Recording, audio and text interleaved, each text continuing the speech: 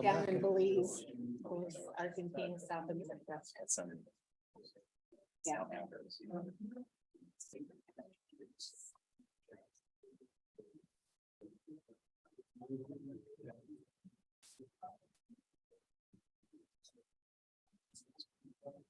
Good evening, everybody.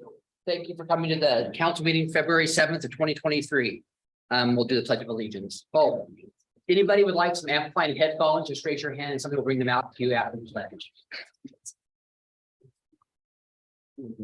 I pledge allegiance to the flag of the United States of America and to the republic one nation under God, indivisible, with liberty and justice for all.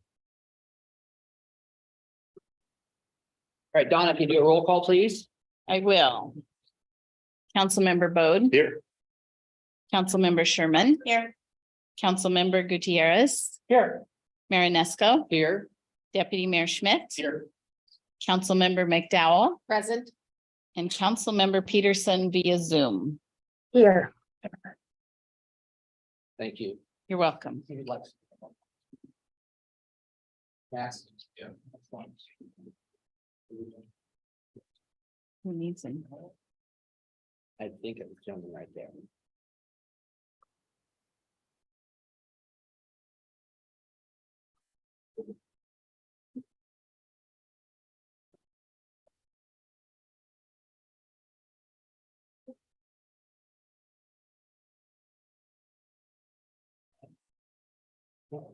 Yeah.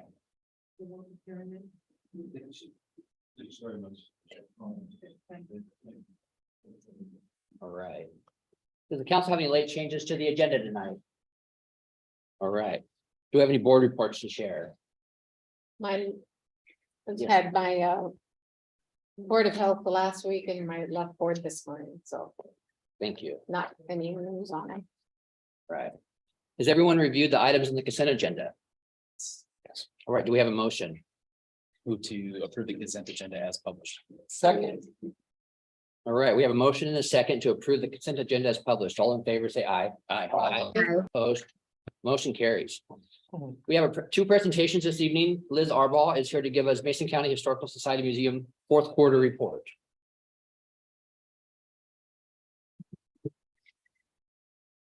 Hello, let's see. Okay, here we go. I think so. Yes, it is. So, fourth quarter was pretty good. Let's see if I can make this work now. Here we are. We had over 1,000 visitors. October was especially great because of the Halloween. And it would have been even better if we hadn't run out of candy after about an hour. So, but we have been having fairly consistent attendance. I looked at the book even just for February. We are averaging between 10 and 15 visitors per day, even when the weather is as bad as it is. So I think that's not too bad. Let's. So Facebook is extremely popular. We have been reaching, up to 3,800 people. I think that the latest post has even been higher than that. I think what really seems to do it is if I put a good picture on there, then there's a lot of interaction. So, and that's great because the whole point is to keep the museum in the eye of the public. Same way with our website. 1,100 unique users for the fourth quarter. We've done about $1,500 in online sales, membership, things like that. We slightly lower this year than last, but we have actually sold more items. So it's a dollar thing. But we have our the Art of the Dalby family is still up. We're going to carry that through February at least. It's a great exhibit. I encourage everyone to come and see it. The Dalbys were from Union.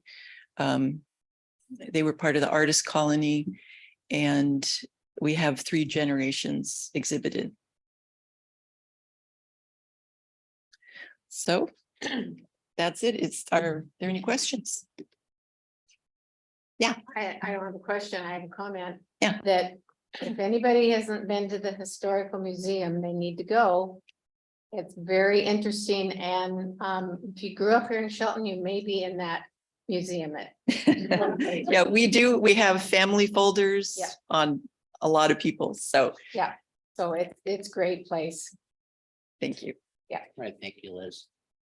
All right, our next up is Kyle is going to present Shelton Mason County Chamber of Commerce fourth quarter report.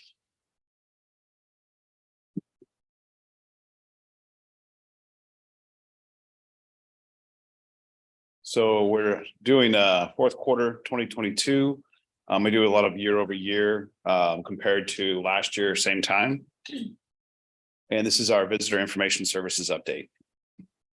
Maybe.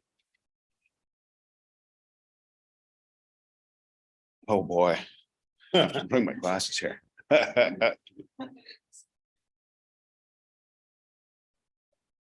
There we go.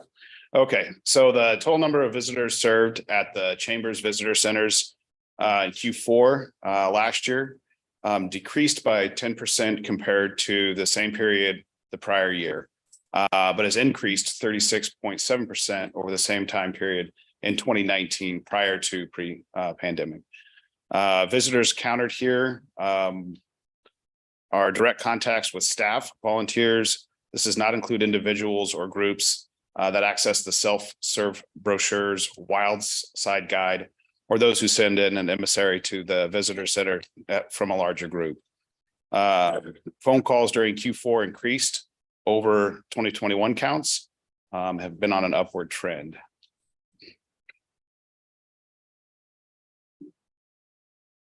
The Shelton Mason Chamber of Commerce Facebook page continues to be an effective way to share relevant business news, community happenings, points of interest, and information on hot topics.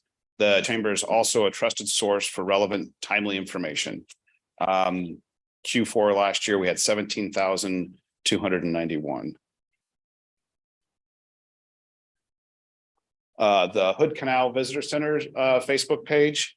The page shares tourism related topics. This includes suggestions for things to do in places around Hood Canal region, including the city of Shelton, Mason County, Washington State Parks, and Olympic National Forest. Our unique partnership with the ONP and the United States Forest Service, along with our regular interactions with the Rangers, provides us insights and credible information to share with the traveling public. Total outreach from that was actually 14,898. Special events, fourth quarter saw strong visitor presence and phone calls from out-of-town visitors inquiring about events in Shelton. Thousands of children lined the streets for a spectacular trick-or-treating event. Oyster Fest always draws thousands of visitors from the region and from across the nation. Holiday Magic in Christmastown draws crowds from local and out-of-town visitors alike. Many calls are received in anticipation of the lights, trees, maze, and parade.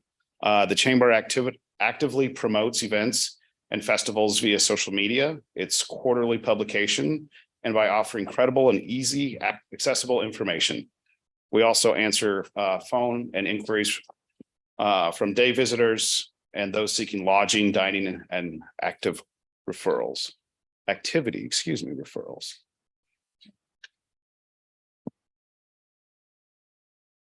And go.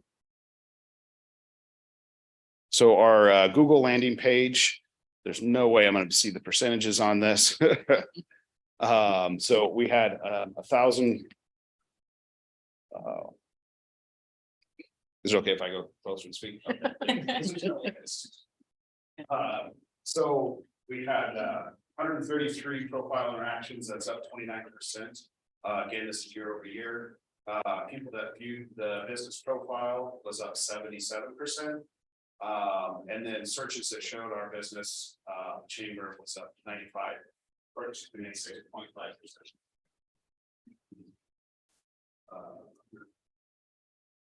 Then. For Pittsburgh Visitor Information Center, we had 308 profile interactions, and that was up 27%. People that viewed the business profile was 2,427. It's actually down 8.2%.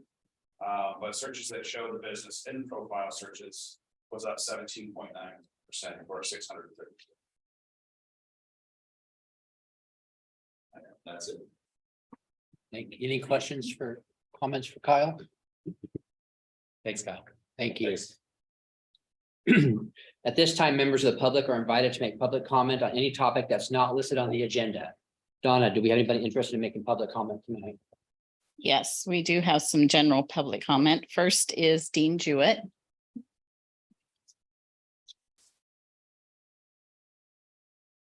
Dean Jewett, lifetime Mason County member. Just wanted to give you my status report of downtown, which I'm pretty sure hopefully you're all aware of it. So far, within the last couple of weeks, I think I counted almost 29 orphan shopping carts. If you're not aware of that, I'm sure that you see them all over town. We've got a couple that are in the way of construction by where they're doing the railroad crossing. Target has put their shopping carts on lockdown. Safeway in Aberdeen did the same thing. Last I know, we still haven't had any leadership from Shelton have any conversations with our big box stores regarding shopping carts. So we don't even need to draft one ourselves. We can actually rob an ordinance that's already working and already in effect in multiple cities. Federal Way, Enumclaw, Eatonville. There's a lot of them that are already out there. Okay. I think it's time that we touch base on our no lay lie ordinance that we kind of kicked down the road that we had a study session on. We're having our alcoves inundated and taken over for urination, defecation, you name it, it's happening. I do applaud the city and the police officers for having a better approach at Brewer Park. It seems that if somebody shows up there, they're moved along quite rapidly. But that's just a push that has pushed them into these alcoves. So now you're putting this burden onto businesses. We already have to lock up all the garbage cans. We had individuals going through our garbage can in the alley for over 3 hours. They were digging through it. That's unacceptable to me. I don't understand it. We've had businesses that have had to spend their own money to add security. We have Bank of America that had to put up chain link.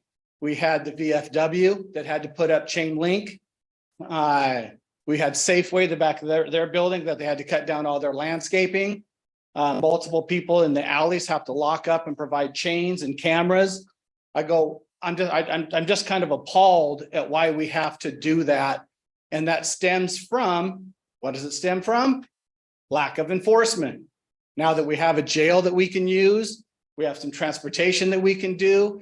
Maybe it isn't the prime place to put somebody that's having a mental issue or has an addiction. But I tell you what, if they get in there and they get their head clear, then they can help make some better decisions for themselves as well. Sometimes that's where it needs to start.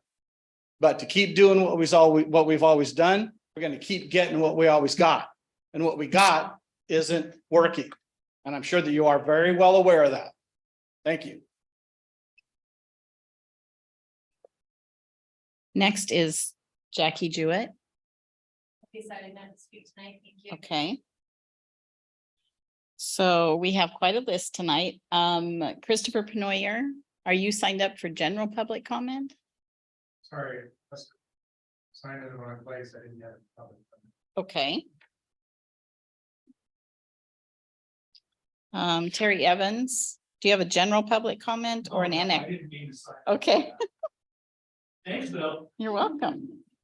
How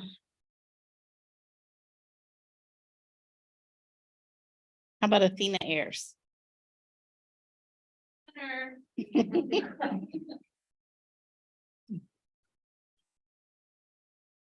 Good evening, everyone. Thank you for allowing me to be here. I just wanted to come and thank each of you for your support in our grand opening of the Recovery Cafe.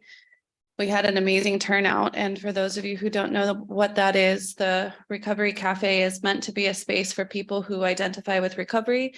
That can be recovery of substances, mental health, domestic violence, and trauma in general, to include homelessness.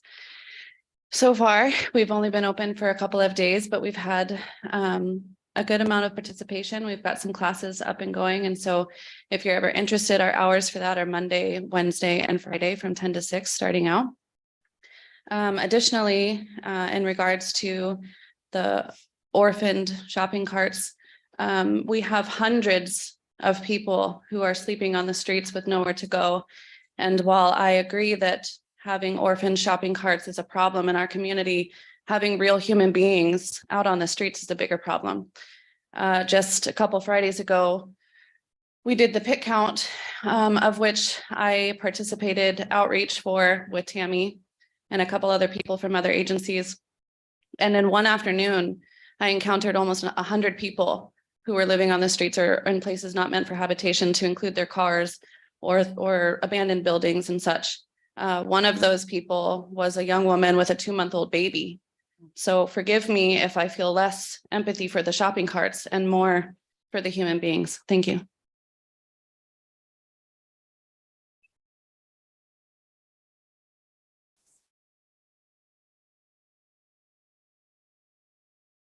Okay. So there is someone by the name of Gary that signed up. Last name maybe starts with a W. Oh, Were you signed up to make a public Gary, comment? did you want to talk about that? No? Okay. And Thomas Donovan, are you wanting to make a public comment was gonna speak on the other. on the annexation? Yeah. Okay. And John Gray? Station. Okay. And Monty Ritter? On the annexation. Okay. So we have one more person for general public comment, and that is Colleen Carmichael via Zoom. Hi, I'm Colleen Carmichael, and I'm the Executive Director for Quixote Communities. I just wanted to give a quick update on the Mason County Housing Needs Assessment that was completed by FCS. Mason County paid for this to find out what the housing crisis is in Mason County specifically. So this is a quick snapshot of that. The poverty and what is called ALICE household, that's asset limited income constrained households in Mason County and Shelton, they exceed the state average. 4 out of 10 households in Mason County meet that criteria. So in Shelton, there's 19.6 households in poverty level. Mason, it's 12.5. Washington is 9.9. ALICE households, again, that's asset limited, income constrained, 34.9 in Shelton, 28.1 in Mason, and 23.2 in Washington. The key finding also stated that over 2,000 applicants are on public housing wait lists, and the houseless population, which last year was 238, as Athena mentioned, we have a new count coming. We'll let you know what that's going to be in the next couple of months. Total housing needs, 15,500 units are needed for what we have right now. Barriers, finding funding for public housing, voucher navigation staff is limited. The timing of the public and sewer water extensions is extensive. Housing costs are rising faster than incomes. Opportunities, city and county revenue from affordable housing levies, immediate market demands for rentals, recent Shelton code changes, welfare, and also our Quixote communities for the permanent supportive housing. Housing needs by income level, new housing needs for 14,054 dwelling units over the next 20 years in order to meet the need. There is an immediate demand for 326 government assisted units, and immediate market demand for 376 rental units. Why is this important? It's important because we keep stating to you that homelessness is not just a homelessness issue. It's not a societal issue by itself. It is a housing issue.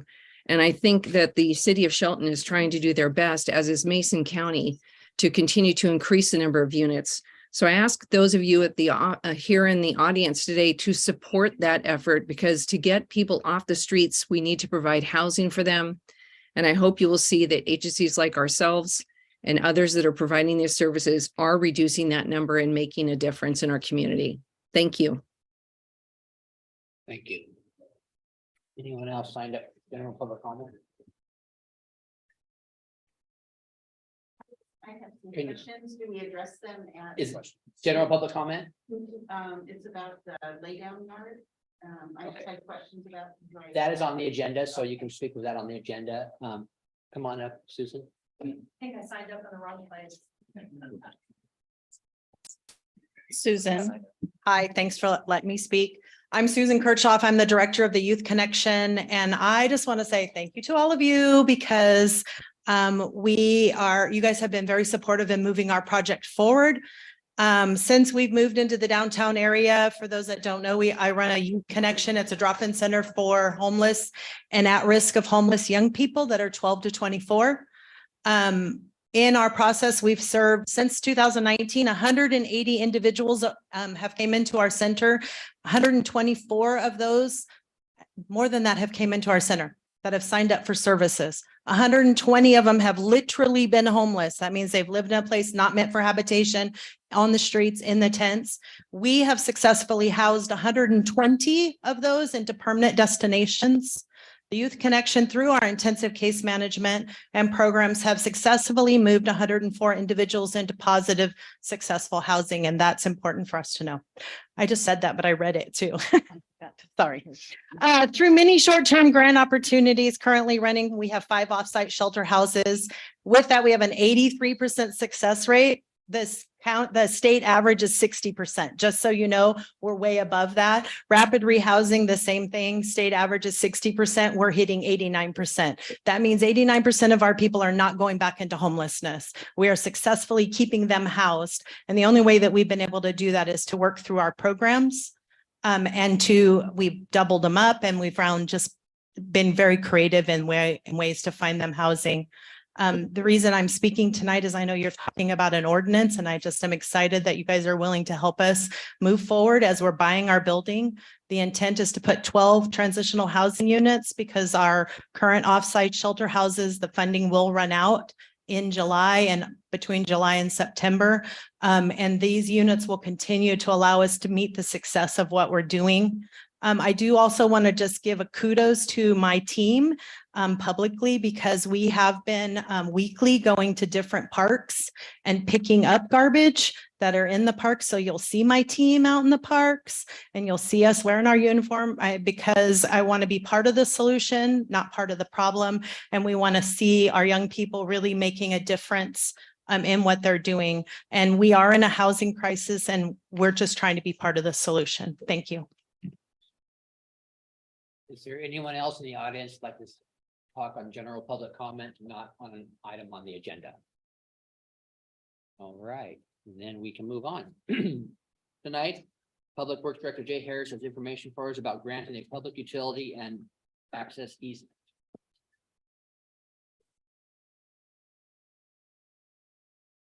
Good evening, Mayor, Deputy Mayor, Jay Harris, your Public Works Director. So Bostrom Lane is in the northerly part of the city off of Island Lake, and it's a little gravel roadway. And in 1995, my predecessors, probably 3 or 4 way before me, issued a license agreement with the Roberts that lived adjacent next door, so they could build a gravel roadway to access their property. An adjacent property owner came to us, to the Roberts, and are requesting access to cross the property also. And so rather than a license agreement, we decided it's best with the city attorney to just issue a ingress egress easement for Bostrom Lane. It'll be maintained privately. It's way out in the UGA, right at the corner of the city. It also just crosses at the far corner of our watershed property. Road's already built. They'll also allow for utilities to cross through there. If there's sewer, water, that will be extended through the area in the future. Washington Standard Land Company LLC is the current property owners adjacent to the Roberts. And there's some sketches in there with the proposed easement and legal descriptions and that sort of thing. And that's the end of my presentation. Thank you. Anyone's had a public comment on? No, we don't, Mr. Mayor. All right. We have any, or do we have a motion? Move to forward resolution number 1247-1022 to February 21st, 2023 action agenda. Second. Comments or questions for Jay? Oh. We have, I just have a quick question. So that will be used, will be able to be used for anybody that wants to build back there or, That is correct. It'd be open to anybody in the public. okay, all right. we have a motion and a second to forward resolution number 1247-1022 to February 2023 action agenda. All in favor, say aye. I, Opposed? Motion carries. City Manager Knighton has details for us about revising the council protocol manual. Thank you very much, Mr. Mayor, Deputy Mayor, members of council. The protocol manual that you have currently was adopted in January of 2019. And January of this year, council held a study session to discuss potential revisions to that protocol manual. And that resulted in the document that you have before you this evening. There are a couple of items that I just wanted to mention and highlight the changes for. The first is found on page 14, and that is the section 2.07B, and it relates to council members on outside boards. The language that we added matched up with the council's discussion on January 10th of this year regarding number of absences, number of unexcused absences, and then we clarified that that council member would then be replaced by another council member on that board, not as a city council person. So just wanted to clarify that. The second one is found at the bottom of page 25. It's actually page 26 of the packet due to formatting, but that language is section 7.08. And it removes the language about attendance by audio visual. Now everybody uses Zoom or Microsoft Teams or some other video conferencing app. So that language there is intended to clarify that change and still encourage folks to attend in person unless they're not feeling well. But they can still attend through audio visual or otherwise. Third revision is section 8.06, and that is just a technical change that we had made previously. It stated, I believe, the Wednesday before a council meeting is when all your materials were to be published. And we wanted to make sure both the council and the community had at least a week to review those materials before your council meeting where you consider those, whatever happens to be on the agenda. So that's just a little bit of clarifying language there. The final one that we made in this version is section 8.07M as in Mary. And that removes the requirement to state an address and only state whether the speaker is a Shelton resident or a member of the county or resides elsewhere. No need to state a personal address when you're making a comment. Two other items that were discussed during January 10th. Or a little bit later when we ask for additional discussion. One is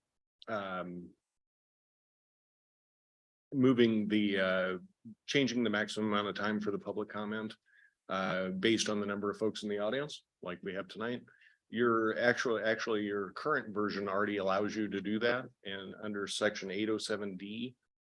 And if an unusual number of people wish to speak during general public comment, council may, by a majority vote, limit the amount of time, reduce the 3 minutes to 2, those types of things. So to expeditiously move your meetings along.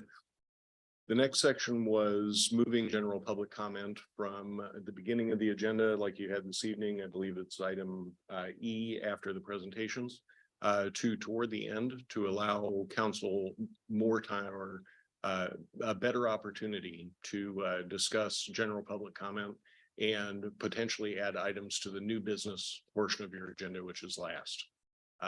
So those are the changes we made for you this evening, and happy to hear any discussion or suggestions further before you move this along to your next regular council meeting on February 21st. Right. Is there any public comment, Donna? No, there isn't, Mr. Mayor. And do we have a motion? Move to forward city council protocol manual revisions to the February 21st, 2023 action agenda for further consideration. All right, comments or questions? Does anyone want to discuss the possible changes for the moving public comment? I'm good with it. Moving it or leaving it? I'm good with the proposed changes. It's not a change. No, it's not in your current revision, but that's an item that came up. So just wanted to, throw that out for council discussion. So you're saying that we would move the public comment towards the end of the meeting? Yes. So instead of just a little bit of clarification, instead of item E like it is this evening, or D, when we do not have presentations before the council, we would move that to immediately after the city manager's report, but prior to new items for discussion. So. Are we good with adding that or? I'm fine with it. Okay. Okay. Is there any other comments or questions? We have a motion and a second to forward the city council protocol manual revision to the February 21st, 2023 action agenda for further consideration. All in favor, say aye. Aye. Opposed, motion carries. We are recessing from a regular meeting to open a public hearing. Community Economic Development Director Jay Hill has a question for us about appending the Shelton Municipal Code.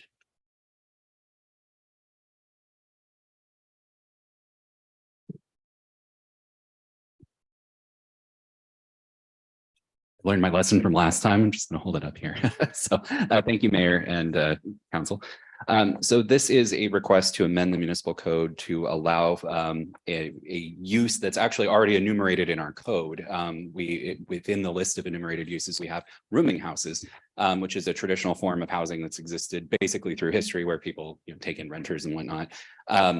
We have a definition that basically allows this for to 3 or more non-transient persons. There is a body of federal housing law that allows for rentals of less than that. So it's not regulated in that way. So the idea is this applies to kind of various forms of congregate living. So whether you're renting out a couple rooms in a large house that you would own to people who meet this non-transient definition. Also, the impetus for this was actually the Shelton Youth Connection requesting a very similar form of congregate living. And then we started looking into the definitions. We found we already had this, but it's not applied to any of our zoning districts right now. And then this also dovetails along with some other, we'll say general observations and complaints that we receive through code enforcement and other things about, there's too many people living in this house, cars are blocking the streets, things like that. So not only does this have, by applying this to the zones and regulating as a conditional use in some zones, like the neighborhood residential, we can actually mitigate some of the factors, make sure that we're providing for the right amount of parking and landscaping, noise, glare, all of the kinds of things that we try to mitigate with kind of more intense residential uses. So this has the dual effect of allowing for some more of these kind of traditional adult congregate living kinds of situations. It does not affect group homes, residential care facilities, things like that. Those are separately regulated. And then it has the impact of being able to help out with maybe some of the code enforcement issues that we're having as well. So we recommend, I can go into more details if you have more questions about which zones we've looked at applying this to, but generally speaking, the majority of the city is what we call neighborhood residential. It's probably the use pattern that we're most familiar with. And in that particular zone, it would be a conditionally permitted use, which requires visiting the hearings examiner and have a public hearing, notice to the neighbors, things like that. So this wouldn't, we're not looking to try to creep too far into the neighborhoods with these types of uses. It would be permitted in kind of our downtown and mixed use districts where we think these things are a little bit more appropriately located. And with that, we would ask for a motion to advance this and happy to answer any questions that you have. Thank you, Jay. Donna, anyone to public comment? No, Mr. Mayor. Susan, you mentioned you wanted to talk on this one. That was what I already said. Okay. And we have a reading of ordinance number 1999-1222. Ordinance number 1999-1222. An ordinance of the city of Shelton, Washington, amending section 20.06.030 of the Shelton Municipal Code related to rooming houses. Thank you, Donna. Do we have a motion? I move to forward ordinance number 1999-1222 to the Feb 21-2023 action agenda for further consideration. Second. All right. Comments or questions? All right. We have a motion and a second to forward ordinance number 1999-1222 to the February 21st action agenda for further consideration. All in favor, say aye. Aye. Opposed? Motion carries. This public hearing is closed and we're opening another public hearing. Senior planner Jason Dos has details for us about periodic review of the Shoreline Master Program. Thank you, Mayor, members of the council. As you may recall, in 2021, we wrapped up a comprehensive update to the city's shoreline management program. Those are the regulations that kind of overlay our zoning and critical areas ordinances to address areas that are near shorelines, what are referred to as shorelines of the state. That includes in the city, primarily Oakland Bay and Goldsboro Creek, but in our UGA, because we have to plan for our urban growth area as well, that includes Mill Creek, Johns Creek, Island Lake, and Goose Lake. In July of 21, the council approved an ordinance that adopted all of what we thought at the time were all the required changes. Part of the process, after a local jurisdiction adopts the changes, you formally submit it to Department of Ecology, and they have a bevy of people that look through it and make sure that all the alphabet soup, RCW, WACs are all addressed in that update.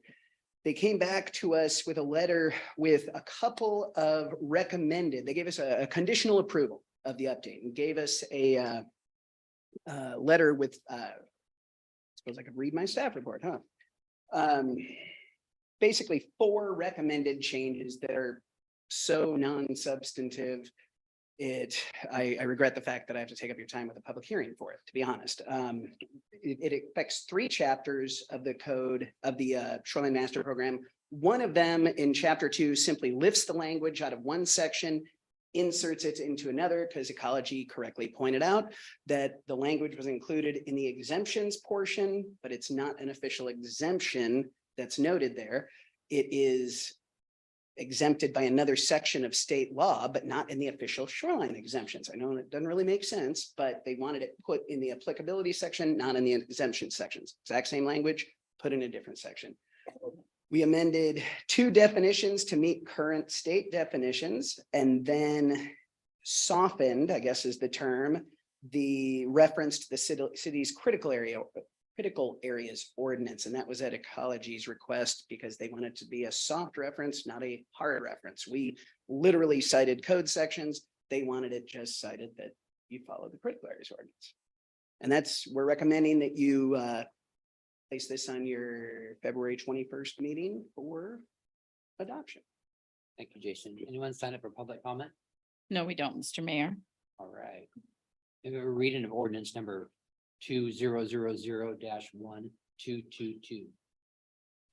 Ordinance number 2000-1222. An ordinance of the city of Shelton, Washington relating to land use, amending chapters 2, 5, and 8 of the Shelton Shoreline Master Program. Do we have a motion? Move to place ordinance number 2001-1222 on the February 21st, 2023 action agenda for final adoption. Second. All right. Comments or questions? I've got one. Sorry, I gotta ask this. I gotta get back to it in the packet. The substantial, what was it? Jason, Substantial improvement. the substantial improvement. How did you arrive at $8,506 or something? That is not me. That is an official state calculation done by the Office of Financial Management. And our definition was old, dated, and incorrectly noted. I forget what the old threshold was. Essentially, what it says is if you're doing work that would normally require a shoreline permit and it's valued at less than that threshold dollar amount, they say a permit is not required.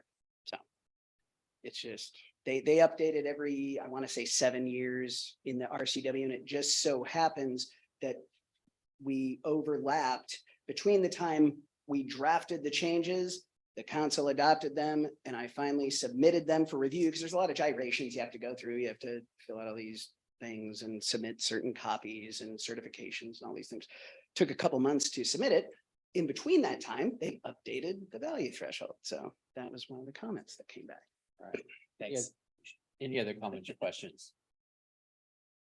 We have a motion and a second to place ordinance number 2000-1222 on the council action agenda at its regular scheduled meeting on February 21st, 2023. All in favor, say aye. Aye. Opposed? Motion carries. This public hearing is closed and we're opening another public hearing. We have another item from Jason. He has information about updating the standards, flood damage prevention. Thank you again, Mayor and members of the council. As you may recall, in 2019, FEMA updated all of the West Coast, all the Northwest, West Coast flood mapping. And at that time, we undertook a very comprehensive update of our flood management program. We adopted the new, more accurate, updated flood maps. We updated our regulations to what was then required at the time.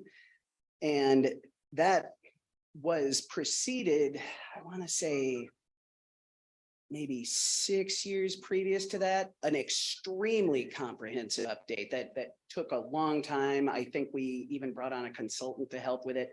And part of the reason for that was because the state didn't require, they would update all these regulations.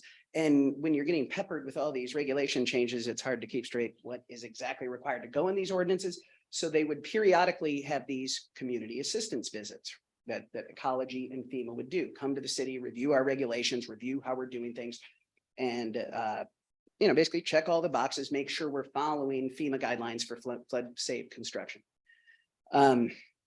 Typically, those are followed by a bunch of recommendations. You should alter your regulations to address this because this came, up with this recent legislation at the federal level.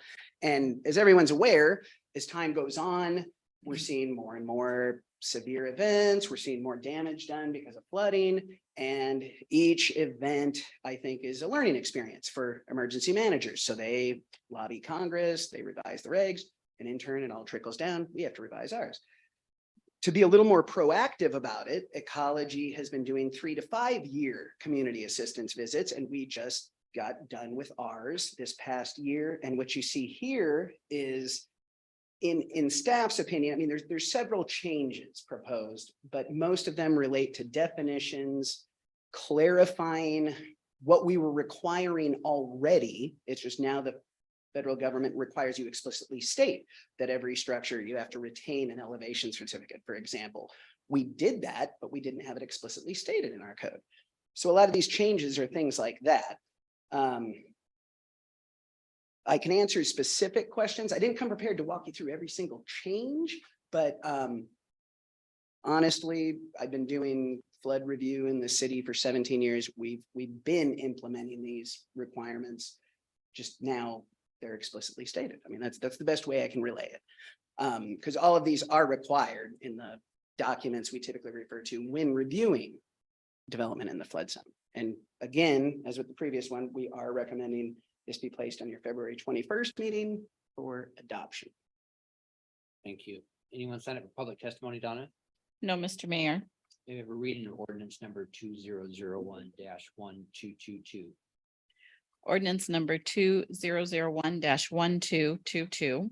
An ordinance of the city of Shelton, Washington, amending chapter 18.07 of the Shelton Municipal Code related to flood damage prevention. Thank you. We have a motion. I move to place ordinance number 2001-1222 on the February 21st, 2023 action agenda for final adoption. A second. Right, comments or questions? What about along Goldsboro? What is the flood stuff along Goldsboro Creek? Believe it or not, most of Goldsboro Creek is the floodway. So you have a floodway where you have swift moving waters, and then you have a flood zone where waters will come up either by tide or overflowing banks of a creek. Okay. Most of Goldsboro Creek is contained within the banks. Most of it is floodway until you get down to about, say, rough plus or minus 3rd Street.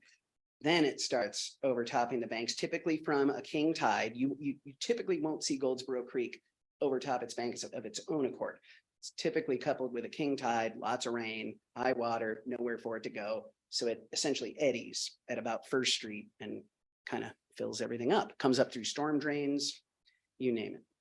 We do have a link to FEMA's digital mapping on our website. If you get on the city's website, get on the community development page, click on flood zone information, and you can get digital mapping. You can type in your address and see where you're at relative to the flood zones, even if you're in Mason County. It's a nationwide mapping tool. So at about 4th Street or 4.5 Street, the street that runs behind 5th Street, it sometimes the water comes really up pretty close to the top, sometimes over. So would that be part of the flood zone? If it's mapped, yes. Okay. I mean, that might be, but there are areas that flood that are far outside the flood zone. I mean, you'll have low-lying areas in neighborhoods and stuff that flood, but they're not considered flood zones for the purposes of FEMA. Okay. All right, any other comments or questions? We have a motion. Hail. Good question. There, we go and look at it in a few minutes. There you go. We have a motion and a second to place ordinance number 2001-1222 on February 21st, 2023 action agenda for final approval. All in favor, say aye. Aye. Opposed? Motion carries. This public hearing is closed and we are opening another public hearing. Our last public hearing is to consider an annexation request for Peacock Ridge. Jason has details. Oof, that graphic did not turn out how I hoped it would. It's not. Could we make that any bigger? Oh, that's a little better. Okay. Thank you, Mayor, members of the council, one more time. In September of last year, the city received what's called a notice of intent to petition the city for annexation from representatives of 4 property owners represented on this map. Alpine Evergreen, Green Diamond, JPS Properties, and the Bences, which this area you see on the map here encompasses approximately 370 acres of land. The land has been designated in the city's long-term planning documents at least back 50 years as being within the city's. It was referred to differently pre-Growth Management Act, which is in the mid-90s. But for lack of a better term, in our urban growth area, our sphere, our development area. I mean, I've seen several terms used for it. It's always been slated for residential uses. It still is to this day. These properties are located in the Shelton urban growth area, designated neighborhood residential, which is the predominant zoning in town. That's what you see. Most of our neighborhoods are zoned. The adjacent neighborhoods are zoned that. Terrace Heights, as you can see on there, Mankey's, Alpine View. Hiawatha Park is actually outside city limits, but it does have the same pre-annexation zoning, neighborhood residential.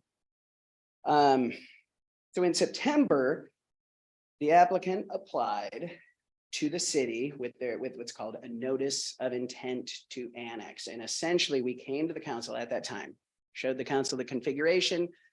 There are just some cursory matters that are determined at that time. Does the council accept, reject, want to modify the annexation area? Do they take on certain obligations of debt the city has? The answer to the first question was no. The answer to the second question was yes.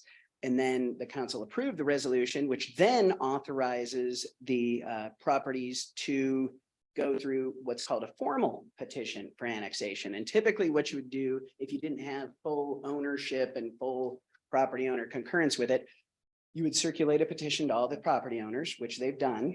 And if you get over 60% of the assessed value of property owners on board, you can then petition the city and annex into the city from the UGA. In this case, they have 100% of the property owners on board, want to annex into the city.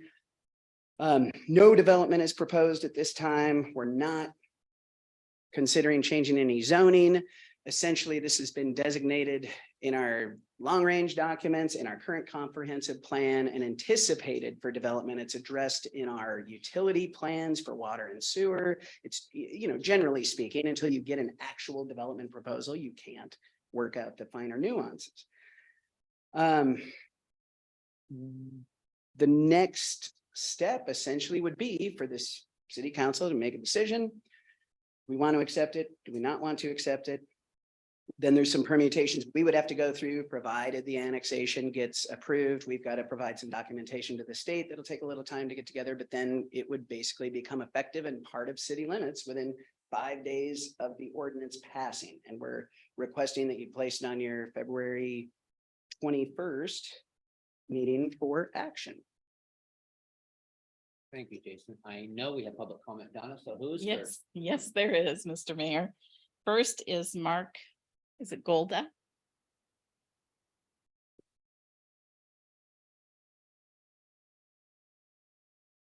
Good evening.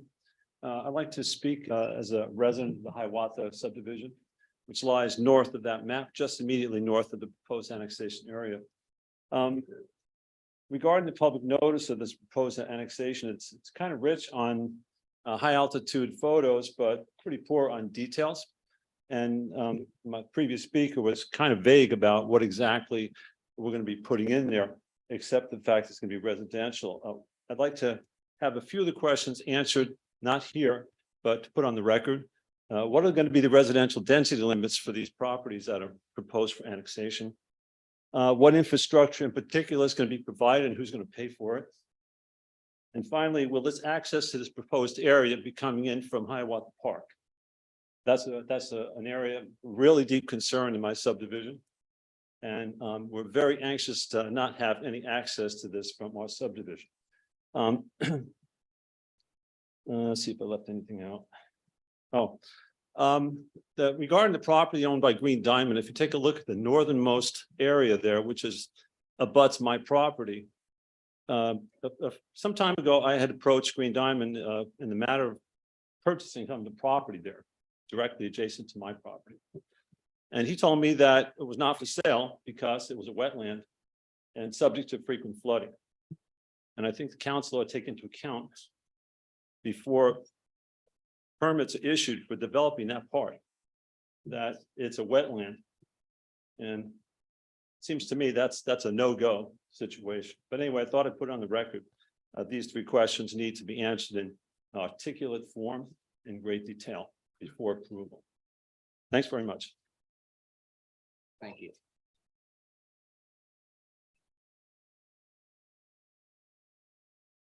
Our next person is Larry Robertson.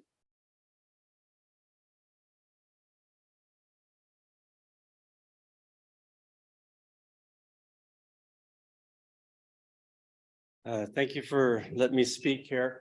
I have one question that I didn't quite understand is that, and which we can answer later, is he said that it goes to the council meeting within 2 or 3 weeks, that it would be approved and then it would be added to the city of Shelton, and then maybe I misunderstood him.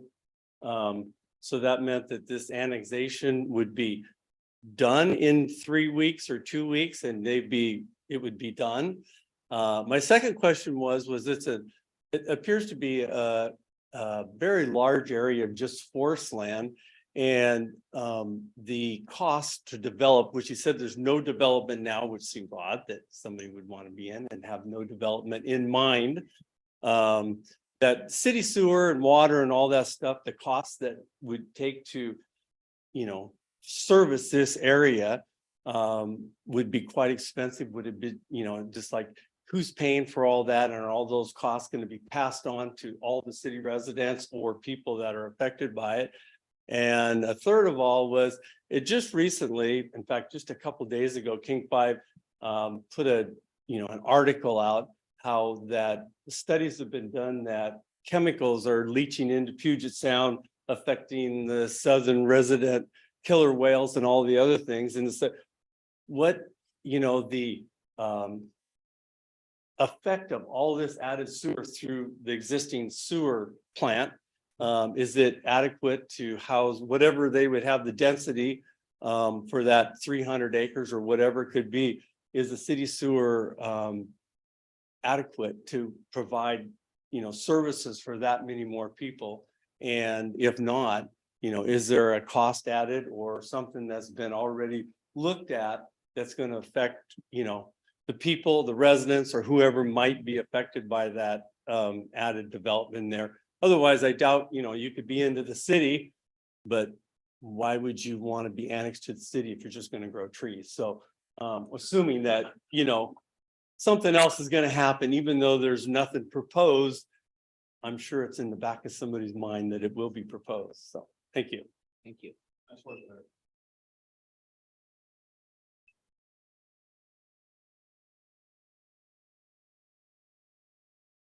Our next speaker is Damian Reed. Okay.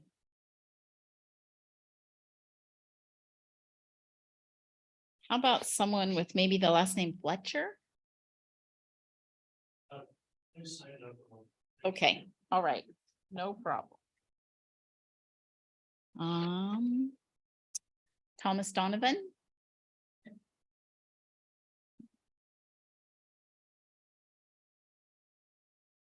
Hello, Thomas Donovan here, and I live in Terrace Heights, the upper right corner up there. And I just want to know if, well, the other day I'm in my kitchen and I see two guys in my backyard, chainsaw, machete, whacking away.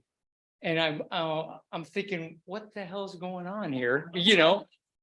I just want to know, I live, since I live at the end of Terrace Heights, Terrace Boulevard, I just want to know, I know growth is inevitable, of course, but of course, I'm probably like everybody else. I just don't want it in my backyard, And I want to know the easement or whatever into what might be like a lot of homes. Is that going to be coming right up in front of my house? And where all these kids run out there and play, and the dogs and all that, so that's what I'm here for. Because I don't know about these whole, the whole business part of it. I just don't want it in my backyard, like I think a lot of people. So that's all I have. Thank you. Good night. Thank you.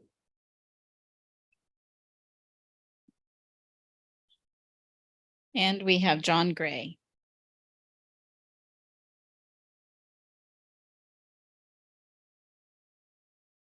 My name is John Gray. I live on La Crosse Court.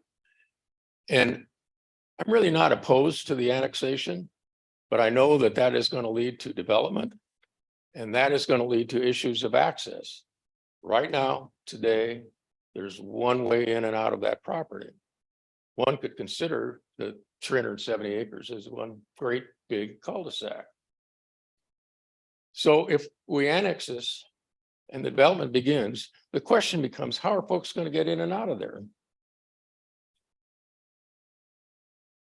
Alpine Way, Peacock Hill Road, both empty into 13th Street at the rather complicated intersection of Shelton Springs Road, 13th Street. And I can tell you at any time of the day, that intersection can be a problem.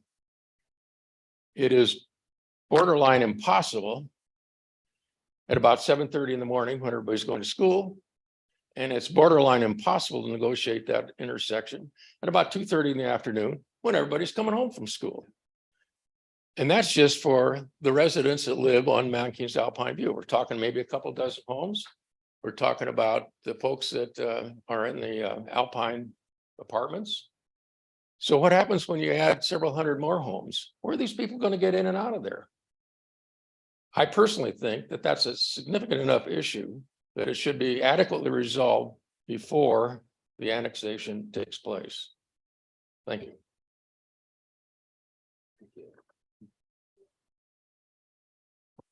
And we have Monty Ritter.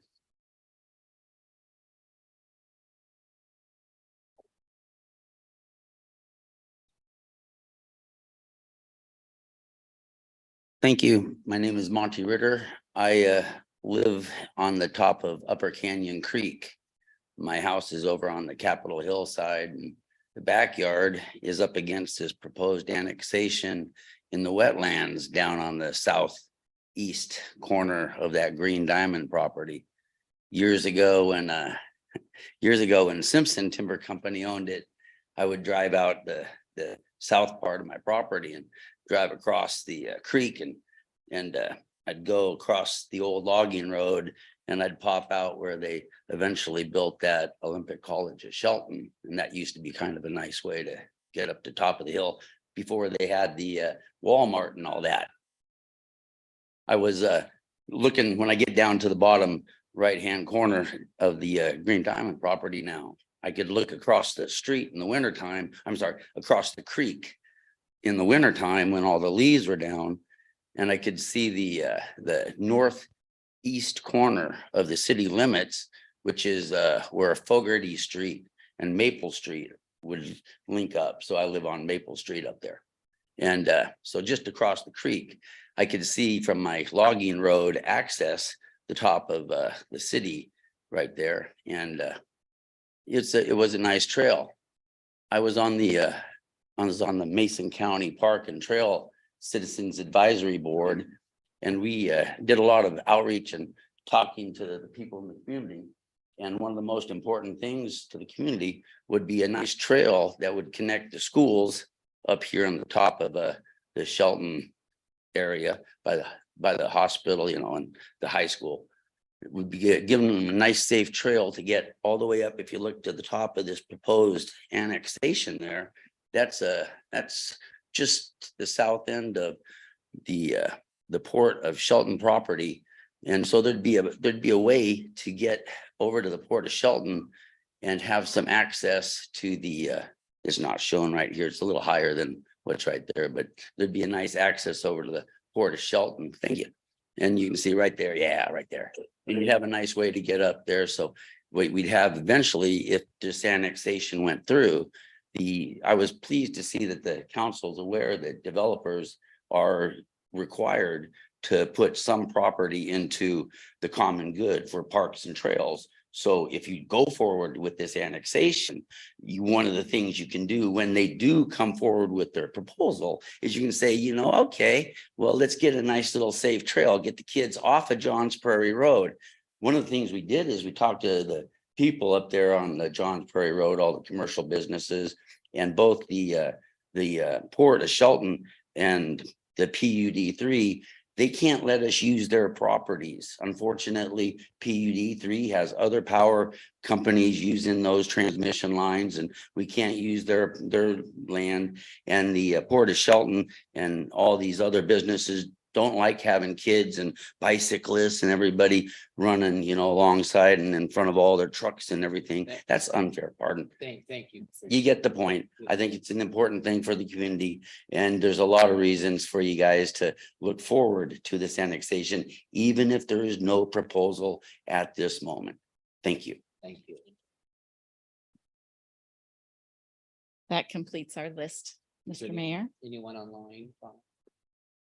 And no, there is no one on Zoom. Is there anybody else in the audience that'd like to speak on this proposed annexation? All right, may we have a reading of ordinance number 1998-1222. Ordinance number 1998-1222. An ordinance of the City Council of the City of Shelton, Washington, annexing certain property located within the City of Shelton urban growth area into the City of Shelton corporate limits. Thank you, Donna. Do we have a motion? I move to place ordinance number 1998-1222 on that agenda for February 21, 2023. Second. All right, comments or questions? Jeff or Jason, a lot of the questions and comments tonight would be addressed in a CFA review and fire department review for entrance and exits and all that stuff down the road. And there'll be more public hearings on that. There will be. So based on the concerns I've heard tonight, we will put together a FAQ, frequently asked questions, particularly specifically about this annexation. And address some of those concerns. Some of them are unknowable until the property owners actually submit their plans for development, and then we can address any concerns at that point. But you're correct, there will be further public hearings in front of a hearings examiner to flesh out those specific issues. But the broader questions, who pays, you know, where's the infrastructure, those we can answer because they're generally applicable to any development. We're kind of past that. Is a quick. Real quick, for asking those frequently asked questions, will there be a website that can be submitted? Yeah, we will make sure there's a link. We'll work with our communications specialist tomorrow and try to get those up. Hopefully before the end of the week, but potentially early next week. Okay. Any other comments or questions? I also live in Terrace Heights, and my property actually abuts that. I will have a neighbor as well. I mean, nobody wants a neighbor if they don't have one, but unfortunately, we need some houses here in Shelton for a lot of reasons. For workforce housing, we need nice people to live. A lot of our people who work here in the prison, in the jail, in Sierra Pacific, they all travel out of town, and they're spending their money out of town too. I mean, we really need to build some houses, and this is a great location. We're not gonna be building on wetlands, and there's gonna be a huge process before we even get to that point, and I'm sure it'll be, you know, a few years down the road before we even start something like that. But I'm excited that we're bringing that into the city, and I'm excited that we have some potential growth and some houses here. Well said. All right. I would jump into and just say that there were some really valid concerns, and they are being taken into consideration, especially the access, the ingresses and egresses. It's the one road in top. Yeah. So it's all definitely gonna be looked at. And moving forward, we can construct we can environmental design it and make it environmentally friendly, and how we construct and we can zone it, we can make different like the square footage. And we can do a lot of things to make this what we want it to be. And I think that's an opportunity. And I think that especially with the size that we're at this weird tipping point that Shelton is at, where it doesn't make sense for economies of scale unless we get a little bit bigger. So this is in the urban growth area, and I'm like super huge environmental person, but this will set aside for us to develop here. And if we develop it correctly, then we can do it responsibly, and I think we should move forward. All right, any other comments or questions? Go ahead, was that somebody else? Malik, go ahead. Public comments closed. Yeah, I left that. Yeah. Hi, I'm Olene Steele, and I just wanted to bring about a thought that I think we need to think about the impact on the school districts as well. If you're bringing in that many families, how is this going to impact our school districts and the number of teachers we're going to need? So another food for thought. Thank you. Thank you. All right. We have a motion and a second to place ordinance number 1998-1222 on the action agenda for February 21st. All in favor, say aye. Aye. Opposed? Motion carries. This public hearing is closed, and we're back to a regular meeting. We're going to take a 5-minute recess for council stretch.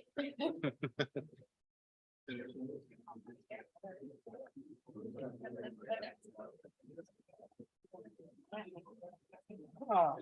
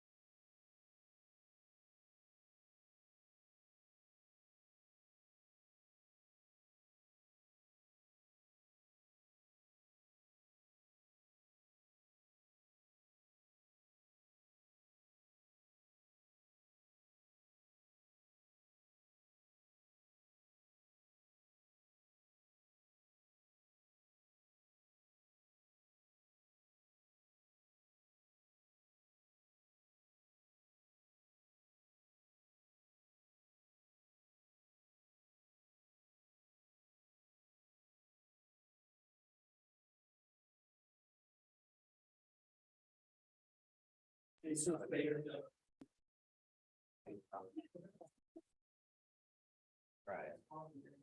Donna, is Deidre back?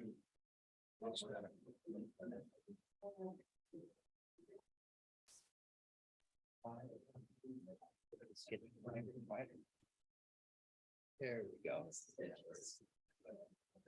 Yep. All right, welcome back, everybody. Finance Director Mike Giddens has information for us about updating the master fee schedule. Good evening, Mayor, Deputy Mayor, and members of council. We're bringing back to you the master fee schedule. If you'll recall, we brought it to you in early January, and then we've made some changes, not to any of the fees specifically, but the way the fee schedule is presented. The fire fees are attached as addendum A. We've worked with Mason Fire, and really what we're going to serve as is to collect the fees and then pass those through. We feel like that'll be a more cost-effective way for us than paying that flat monthly fee for fire marshal services. So that's how those are presented. They're not part of our fee schedule. They're pulled out as that addendum as all fire fees. Otherwise, everything is the same. And we, upon your approval of this, then it would go into effect February 21st. Thank you. Any public comment, Donna? No, we don't, Mr. Mayor. Maybe a reading of resolution 1253-1122. Resolution number 1253-1122. A resolution of the city of Shelton, Washington, updating and establishing the city's master fee schedule for fiscal year 2023. Thank you, Donna. Do we have a motion? I move to adopt resolution number 1253-1122 as presented. Second. Comments or questions? Sounds pretty easy. We have a motion and a second. Do you have a question? Oh, we have a motion and a second to adopt resolution number 1253-1122 as presented. All in favor, say aye. Aye. Opposed? Motion carries. We have another item from Mike, a resolution to repeal an emergency resolution that was passed at the beginning of the pandemic. Yes, thank you, Mayor.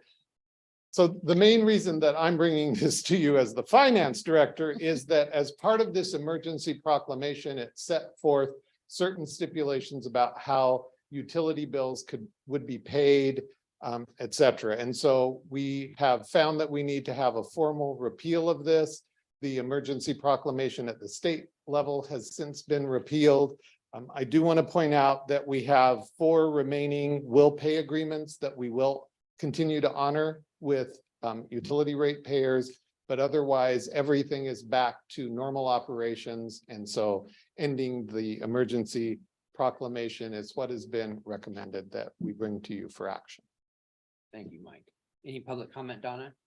No, Mr. Mayor. May we have a reading of resolution 1262-0123? Resolution number 1262-0123. A resolution of the City Council of the City of Shelton, Washington, authorizing the repeal of resolution number 1157-0320, declaring a state of emergency related to COVID-19. Thank you, Donna. You're welcome. We have a motion. Mr. Mayor, I move that we waive the 3-touch rule and approve resolution number 1262-0123 as presented. Any comments or questions?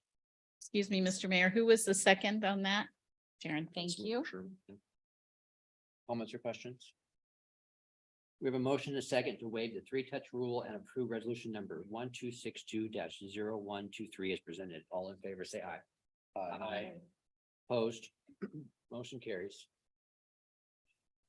Public Works Director Jay Harris has information for us about a rate study contract.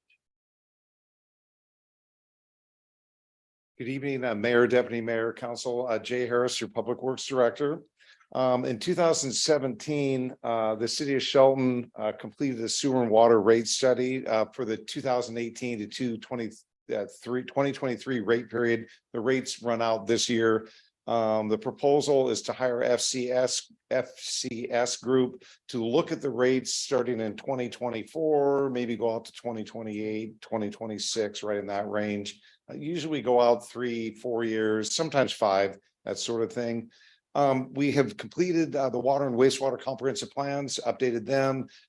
They're getting close to adoption, so we have really good capital improvement projects in there that we can talk about during the rate discussions and study. Comments from last meeting is you wanted to talk to FCS and staff about some of the rate proposals, ideas, projects, that sort of thing, a little early on in the process. So we'll be getting to you guys, probably later in the spring, April, May sort of thing, in a study session, to go over, a bunch of the items and sort of the lay of land. And so staff recommends adoption of the resolution. All right, anyone's had a public comment, Donna? No, Mr. Mayor. May we have a reading of resolution number 1257-1222. Resolution number 1257-1222. A resolution of the Council of the City of Shelton, Washington, authorizing the city manager to sign the professional services contract with FCS Group for a sewer and water rate and GFC study in the amount of $74,265. All right, do we have a motion? Move to adopt resolution number 1257-1222 as presented. All right, Second. thank you. Comments or questions? No. We have a motion and a second to adopt resolution number 1257-1222 as presented. All in favor, say aye. Aye. Opposed, motion carries. We have another item from Jay. Good evening, council. Again, Jay Harris, your Public Works Director. Our existing Public Works yard has been down on Pine Street for over 75 years, real small to meet our needs. We have issues right now with pipe manholes, all sorts of material storage problems. We have too many things going on and too small of a space. The proposal is to hire a Williams Architecture to assist us in the design and permitting of a larger fence laid out yard area. And then over time, that would transition into a new administration building, a fleet repair building, covered storage, those sorts of things. But immediately, we've had funding from a few years ago, and we've been in study mode on this thing for a while, is just to get the site graded, a fence up, a light out there, and manholes and some pipe and that sort of thing, and sort of start setting our public works up, 8 years, 5 years from now, into having a larger facility, that will last us 50 to 75 years. That's the end of my presentation, and staff recommends adopting the resolution. Thank you. Any public comment, Donna? Yes, we do. We have Chris Appleyard. Hi, thank you. I actually mostly have questions. This is a new issue to me. And I was concerned about where this site would be. As I read through the newspaper article on it, there's been a lot of study about the space and seismically acceptable area, access, and why Loop Field isn't sufficient anymore. But I was wondering what studies have been done to assess the impact on our water supply in our watershed. And you just walk around that area and there's signs about not polluting there. And if that area is paved over, if it's used for storage, fuel supplies, a Vector dump station, which I'm not even sure what that is, and salt bins, we know that that's going to end up in the groundwater there. So I'm just really concerned about the impact that's going to have. And then, earlier there was the talk about the annexation, which sounds like a whole new housing development is going to occur, and I'm not sure how all the watersheds are divided up. I'm not sure how the water supply is going to be, but we know that it seems like stuff always seeps, it always leaks, and that just doesn't seem a good place. And kind of new and old to Shelton, graduated back in 74 and have not been back until this last year. But it seems like there are other areas that would be more choice than that area. So I would like to know what, studies have been done on space, but what studies have been done on the impact to our water supply? And I think that needs to be addressed. Thank Should I you. leave her email with you? Maybe you can get into those questions. Yep. Thank you. Anyone else, Donna? No one else, Mr. Mayor. Right, we have maybe we have a reading of resolution number 1258-1222. Resolution number 1258-1222. A resolution of the Council of the City of Shelton, Washington, authorizing the city manager to sign the work order with Williams Architecture for the design of the new Public Works Maintenance Yard project in the amount of $145,410. Thank you. Do we have a motion? I move to adopt resolution number 1258-1222 as presented. All right, comments or questions for Jay? Second. Comments or questions for Jay? If I could ask about the EOC has been brought up a few different times in these the City Emergency Operations Center being brought into this fold. I'm very supportive of that.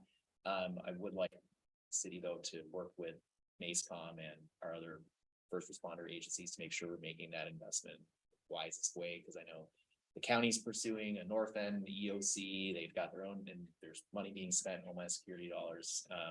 Capitalizing on the Homeland Security region grant funds and other things. I know they're kind of sparse these days, but to account for emergency generation and fuel supply and all that kind of stuff, it's possible there could be a partnership there to help offset some costs. So I would just ask to support that or collaborate on that. Yeah, so just a quick comment. The proposed building, which isn't in the near-term future, would be immediately occupiable. After an event, it'd be designed to that. The Cascadia subduction zone earthquake supposed to be 9.0 off the coast, gonna hit at 8.0 here. Reoccurrence has been a long time. We're due. Okay, so in terms of the EOC though, that'd just be mainly for city operations. Most likely, we would have people up at the county emergency operations center. But we would have a building that's immediately occupiable. Obviously, we have standby generation. We would have fueling there. We'd likely keep our fueling here also. And so, and then when the EOC isn't being used, the proposal is to have public parking and another little community conference room for folks to use, another resource in the area. It'll also be used for training for our staff, which we sorely lack right now. If we have large training exercises, we either have to do them in an equipment bay that's set up for equipment for, fleet maintenance and it's cold, or we come down here and we have a bunch of people pulling in here. So we do a lot of training, a lot of safety training, obviously. So that's on our radar. And yeah, the grant potential hopefully changes, that landscape changes in the future, where we can get part of the new building funded, especially for the emergency operations part, through a FEMA grant or such. Thanks. Yep. I am once again encouraging us to go forward as soon as we can, because we know the big one's coming. And we don't want all our equipment to be covered by dirt and mud from the hill when that happens. So that's an encouragement to know that that'll be coming down the road. Yeah, that's one of the reasons why we need to move from that site, that it's likely that some of the roadway or some of the materials can come down and hamper our operations. Obviously, none of the existing buildings on site or none are seismically reinforced. So, we're living on borrowed time. The nearest seismic rated facility, probably the hospital, has some components up there. Jeff, help me, any newer buildings of fire station? I'm not sure. The last time it was remodeled, but we would have had to bring it up to standard. The only other one I can think of is, PUD is the only other. PUD. Probably the new Public Works building, their EOC there is probably designed to be immediately occupiable. But we're a little sparse on buildings in a big vent here. And we could use them. So, I encourage, if we're building new schools, to at least have the gymnasium immediately occupiable, or, highly repairable, so it's occupiable, because we're probably gonna need some room for people and services. Well, not only that, the equipment that we would need for the roads and for the emergency equipment, if that's all taken out, We could be blocked in there. we would be, yeah, Yep. locked in. We do have the Warren agreement, which allows us to access anybody in the state near immediately, and to get equipment on the way. And we would have to obviously reimburse them, but we do have ways to get stuff here quickly. Also, another thing we can do is build partnerships with other cities that are a little farther east than us, right? That they have men, equipment, materials that will desperately need to get water online right away. Is one of the biggest roads, some roads open to the hospitals and such. Everyone needs a gallon of water a day, which we're pretty set up. We got a lot of different water sources here. We would need to put in some filtration and some sanitation to get everyone a gallon of water a day. So those are some of the challenges that we need to work on in the next few years. Very good. Again, this is a 5 or 10 year project, and there's a process. We're not gonna build anything that's gonna harm the environment. We're not gonna do it personally. The state's not gonna let us do it, or either it's the federal government. So everything that we do is gonna be, there's a process. It's gonna be- There's a wellhead protection area. We stay out of that. We have to meet the state stormwater requirements, which is pretty extensive. Vector truck will go into the sewer, all concrete. It's not going into the ground, right? It goes, that dumps directly into the sewer. Fueling stations are designed much different, now. Those oil water separators go to the sewer. Salt bin building goes to the sewer, also covered, also because the salt can't get wet, obviously. So you keep the rain out of there. So a lot of those things will come out though when we go to final design. But the proposal right now is to fence a yard, grade fence, get some gravel down, get a yard out there and move a bunch of materials. So we have everything in one spot. We sort of have a lot of pipe and manholes and that sort of thing all over the map here. And we want to try to get everything to one place and then eventually start building the other facilities. Since we're putting a sounds like a Vector decant pad or something there, I'm assuming that can generate revenue for the city as well, right? We could have. Typically not, that's typically for our uses, but what you're talking about is like septic receiving from the septic haulers and pumpers. That is a revenue generating endeavor. I've been involved with that, and it's a lot of work to get that done right. They can bring in some highly acidic water. I'm not expecting, and you get cause issues with your treatment processes, i.e. kill bacteria, right? So you need to watch that pretty close. We bring some in, but we're not a retail type of septic dump place, but we could look at that. That is a potential revenue source, but we probably wouldn't do it at that location. It'd probably be down at the plant. Yeah. Thank you. All right. I just wanted to sum up. So we're trying to move the plant that's in a low location that could possibly flood or get earthquake damage with 19th, 20th century, early 20th century technology. We're going to move it up to high ground where it's safer with 21st century technology, if we can afford it, in a safer place where it's more accessible if there's an emergency. That's Is that fair to correct. say? That's correct, with multiple ways in and out. And in terms of traffic generation, it's quite minimal. I mean, we have people that show up for work in the morning and then city trucks that leave, but it's more of an industrial type of use, I think you would put it, that we don't have a high traffic generation rate. But when we go through land use planning, we're going to have to identify what our traffic impacts are and where those impacts are at. All right. Any other comments or questions? We have a motion and a second to adopt resolution 1258-1222 as presented. All in favor, say aye. Aye. Opposed, motion carries. And Facilities Director, Park and Facility Directors, Mark Ziegler has information for us about some advisory committee appointments.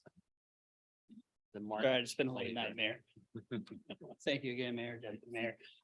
Pleased to bring to you recommendation of two appointments to the Parks and Recreation Citizens Advisory Committee. We recently had two openings due to expiring terms at the end of 2022. Mr. Mel Schneider has submitted a letter of interest to be appointed again to another term beginning this year in 2023. We received a letter of interest from Dan Gagnon to be appointed as well. Mel's been a member of great standing and great service to the advisory committee, and Mr. Gagnon has been around for many, many years. In fact, was a teacher of mine at Mount View Elementary School some years ago. So value his service to our community as well. So with your approval tonight, we'll notify Mr. Schneider and Mr. Gagnon of their appointments, and we have a meeting scheduled for next Monday at 5:30 p.m. here in the Civic Center. Looking forward to working with these individuals to help advise the council on parks and recreation issues in the community. Thank you, Mark. Donna, anyone sign up public comment? No, Mr. Mayor. And do we have a motion? I move to appoint Melvin Schneider and Dan Gagnon to the Parks and Recreation Citizens Advisory Committee. Comments or questions? We have a motion and a second to appoint Melvin Schneider and Dan Gagnon to the Parks and Recreation Advisory Committee. All in favor, say aye. Aye. Opposed, motion carries. We made it to our last action item. City Manager Jeff Knight has details about a designated crisis responder. Thank you very much, Mr. Mayor, Deputy Mayor, and members of council. Throughout the summer and early fall of 2022, the city convened a homelessness task force. It was made up of individuals both from public health and Mason County, city representatives, as well as representatives from the business community, local business community, and homelessness advocates, people that are serving that population. That group developed a set of 7 recommendations that were presented to city council in autumn of last year and last fall. And one of those recommendations, a priority one, was for the implementation of a DCR, which is a designated crisis responder. It is the only individual in Washington state that is empowered by RCW to evaluate and, if necessary, hold individuals that are experiencing mental health crisis. With that set of recommendations, the city had the opportunity through a grant with the Association of Washington Cities and the Washington State Healthcare Authority to fund an alternative grant response team. And our idea for an alternative grant response team was for a DCR. We were lucky enough to be awarded funding for that DCR, and we've been working with Olympic Health and Recovery Services to provide that service to our community. They have a contract, a final contract that is part of your packet this evening that I would be signing to implement that program immediately upon council approval. And we'll have that DCR here in our community working almost immediately. I'm happy to answer any questions that you might have, and I would ask that you waive the 3-touch rule for this item and approve my ability to sign that contract. Thank you, Jeff. Any public comment, Donna? No, Mr. Mayor. And do we have a motion? I move to waive the 3-touch rule and direct the city manager to sign the contract with designated crisis responder services with Olympic Health and Recovery Services. Comments or questions? We ironed out the co-responder role. I'm sorry. We ironed out the co-responder role with the PD and everybody. Is that all? So the onboarding has taken place with Olympic Health and Recovery Services, so they know where their space will be. They know how operationally that will work, although there will be some bugs to iron out like there is with any new program. But all the details that we could anticipate, we have. And then do we have a single DCR, or are they kind of gonna float? Yeah, we will have a single DCR. The hours are in the contract, I believe. Tuesday, it's 4:10, so it'd be 10 in the morning to 8 at night. So we'll have somebody here on call. They will be available to help with the wider community in Mason County, but primary duties will be here within the city of Shelton. I think this is huge. We've had a gap in mental illness. We have people in crisis. And we call DCRs out of Olympia or Thurston County. Lacey. And 1 hour, 2 hours, 3 hours later, they may show up and that person is gone. And then they show up, they're gone. They go back to Thurston County, the person's back somewhere in crisis. And I think this is really going to be a big help downtown with some of the people that are in crisis. So kudos to staff or yourself, or whoever applied for this grant and went out and got it. I think this is going to be a game changer. Based on other cities' response to this, working with OHRS, and my only concern is how do we continue to fund it? And are we actively working on that? And, Yeah. So we do have funding through the grant through the middle part of this year. I do have an agreement in principle, although not in writing, although I'll be working on that. The goal was to get this person operating as soon as possible within our community. With council's approval tonight, we'll move on immediately to figure out a sustainable funding source. And I think I have that figured out. We just need to get everybody to sign. The only thing I'd love to see improve with the hours. 410s is tough. It does leave a lot of time that we don't have that person. Though. Yeah. So, but it's a great step. It's a great Yeah, start. it's a great step. And Without a we doubt, still- I'm not coming down on it. But Yeah, and we still will have, so we'll have the crisis responder here during those hours. On the off hours, when that person is not available, we'll still have the ability to call folks from Lacey, which presents its own challenges, Yeah. but Perfect. Cool. So there'll be a way of changing those hours if needed.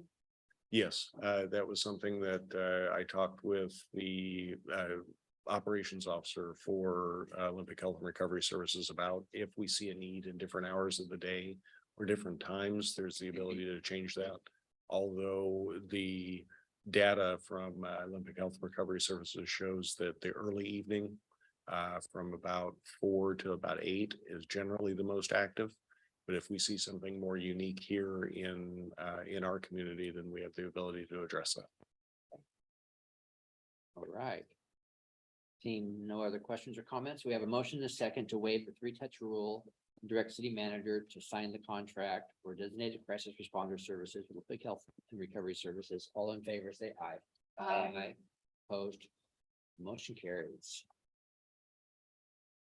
Towards the end, Jeff, will you give us the city manager report? I will. So we don't have to make a motion to extend your meeting. I'll go pretty quick. We have our new GIS specialist started yesterday. The asset management program is moving along. We're getting that implemented. Enterprise asset management, EAM, you'll hear it referred to as. That is going to be a very big deal for our community. I know that council's, one of their highest priorities has been to maintain the assets that we have. That is by far the cheaper alternative than replacement and over time. And we're excited to have that, have Isaac here and excited to have him part of the team. He has a lot of experience doing this kind of work. So will help us out tremendously. MACECOM has instituted a new text 911 program. And wanted to highlight that for everyone that is now available here in our community. Spring Parks and Recreation Program registration is open or will be open shortly. It's open. So those programs getting ready to go after the rain stops, fingers crossed. Empty Bowls will be in April this year, and we'll have more announcements on that coming up soon. And the last thing I wanted to mention, not last Friday, the Friday before last, the mayor and I went to Longview, Washington, and toured their new pallet shelter community. 48 shelters, if I remember correctly, and they have contracted for homelessness services. They have contracted with Salvation Army to operate that and staff it. Really well organized. I'm sure the mayor has some thoughts on that. What we determined from talking with their mayor and their city manager about that shelter is, I believe it was $1.4 million in capital cost for the paving and everything else, and an annual operating budget of 1.2 million. So not necessarily inexpensive. 1.2 million a year is, if Mike is still here, Mike's here. Yeah, I can hear his head shaking here, but that's a concrete example of a shelter in our general area, what it costs to operate and what it costs to build. So I didn't know if Mayor wanted to add any thoughts to that. It was a very impressive operation. It was well ran, well organized. And they had rules there. You gotta be in at a certain time. If you're not there at a certain time, the gate's locked. You're out for the night. I just thought it was a very well organized operation, but yeah, $1.2 million a year seems a little bit out of our price range, something like that. Good information. Good data point. And that's all I have. I'm happy to answer any questions. I had a couple, but I forgot. Think about them later. Yep. Okay, council have any other for discussion? All right, this meeting, or next meeting is scheduled for Tuesday, February 21st at 6 p.m. Yep. And I'm sorry, I forgot to mention, we do not have a topic for your study session on the 14th. So happy Valentine's Day off.